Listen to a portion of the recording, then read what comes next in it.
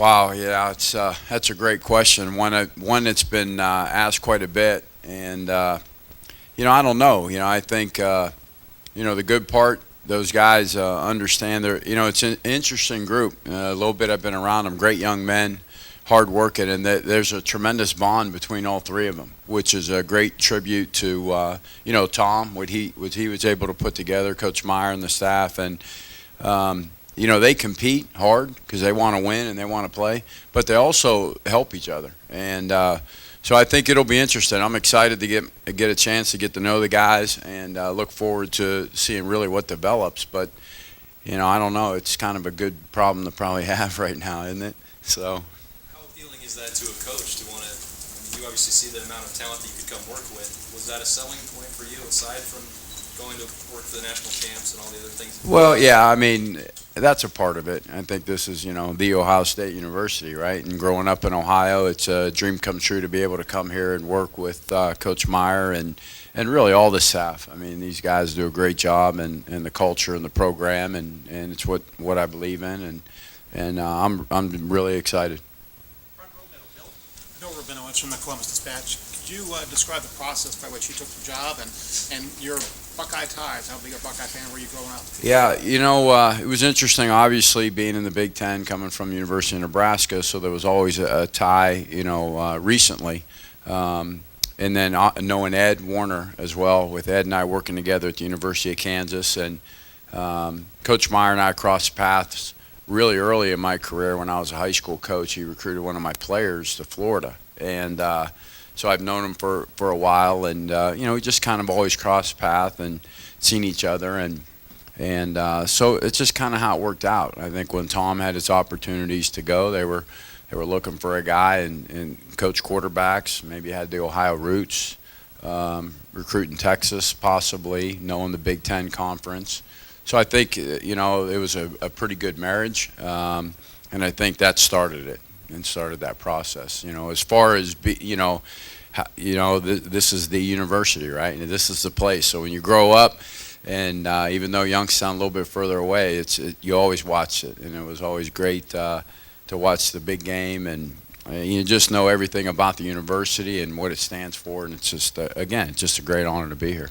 And how would you kind of describe yourself as a coach? What's important to you as a coach? I believe in.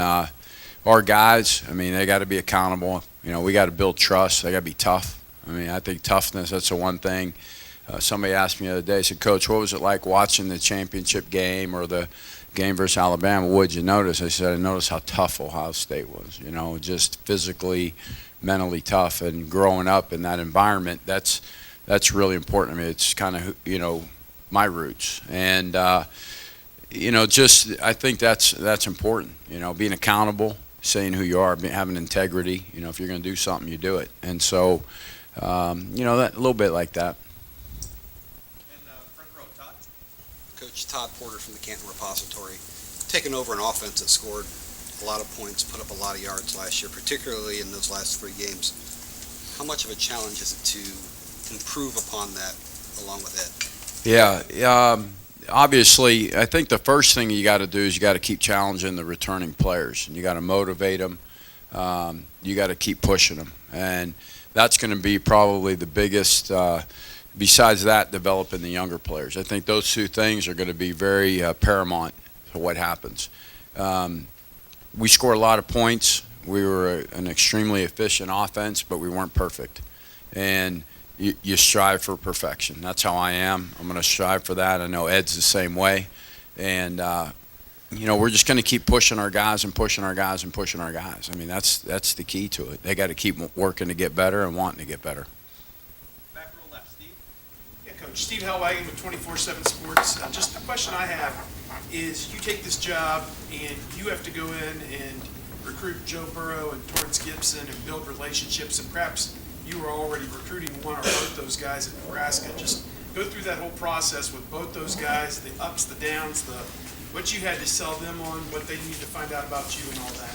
Yeah, it's I knew of those guys. At the University of Nebraska, we had to commit early, and it took us out of the race for a 2015 quarterback.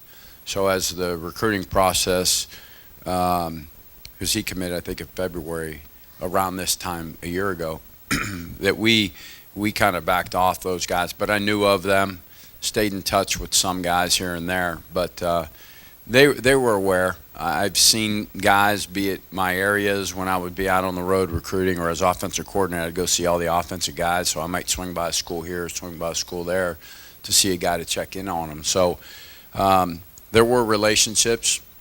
Joe obviously, has strong ties to Nebraska with his family.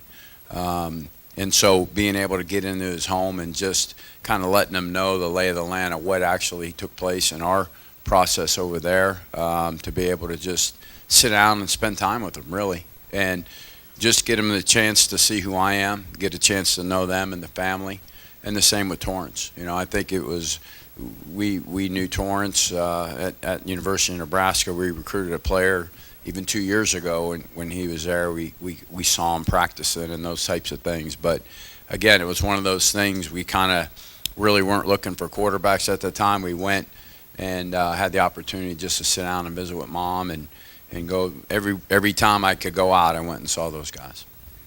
Upperclassmen in front of them, what's been the talk about redshirting those guys? It seemed like an obvious decision, but you never know what could transfer. Never know, right? You never know.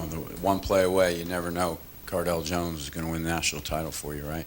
I mean, you just never know. So that's what you tell them. And they're going to develop, under Coach Meyer's system here and what he's done everywhere he's ever been. Quarterbacks have been extremely, extremely successful. And I think they saw that. They thought they saw the opportunity to come and play in an offense where they could get better. They saw a chance to play at a program that's going to develop them as young men, as student athletes. And they wanted to be here at the Ohio State University. So my hat's off to them. They're going to compete, and our guys know they're going to compete. So.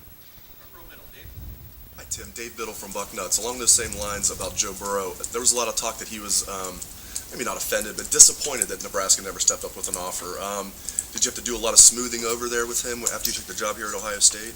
Yeah, more discussions than smoothing over. I think once they realize, when you're working at a university, you obviously support the university and what's going on. And, once we made the change and we came here, we were able to disclose a little bit kind of how all the process took place, the numbers, how we were recruiting, who we were getting, those types of things. And I think once they saw that and saw it as genuine, it was here's what happened. I think they felt really comfortable. And then as we got to know each other, I know they felt really good about it.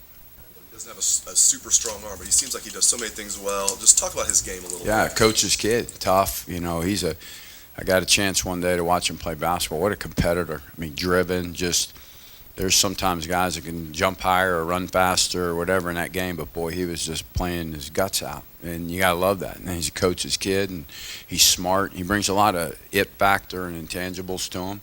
And a lot of times those are the guys that end up being very successful as quarterbacks because they're gonna put the grind in. They're going to put that work in to be able to be that guy. Tim Beck, Columbus Dispatch. First on Burrow, did you tell him it was Bo Pelini's fault? No. I'm just joking. As you go into your meeting room now, do you set your players in seats? This is the first guy, second guy, third guy, fourth guy. Are you that kind of coach? And number two, I'll ask you number two first. But how do you kind of arrange things? No, right now, I'm trying to meet them more as people, not as position depth chart type guys. I'm trying to get to know them a little bit, let them get to know me. We're a little bit, we're at a unique position. Number one, I'm replacing a great guy. He did an outstanding job here, and I'm coming in here and have to bond with three super young men. Four, really, more than that. There's 7 guys, counting all the walk-ons, but I got to bond with all those guys in that room. And before I could really coach them and reach them, I got to get to know them. And so that's kind of where I'm at this point. The other thing, it looks like, based on what we've been able to see, Cardale's the only one of those 3 that's probably going to be full go for the spring. How much does that kind of hamstring you, trying to get an evaluation going, Tim? I don't know if did you see him throw? I don't know if it hamstring No, but you know what I mean? But you want to give all 3, I think. Yeah, no doubt, no doubt. Well, I think that one thing is they got a lot of game experience under their belt. Both Braxton, JT. I mean, those guys, they've played a lot of ball games, took a lot of snaps.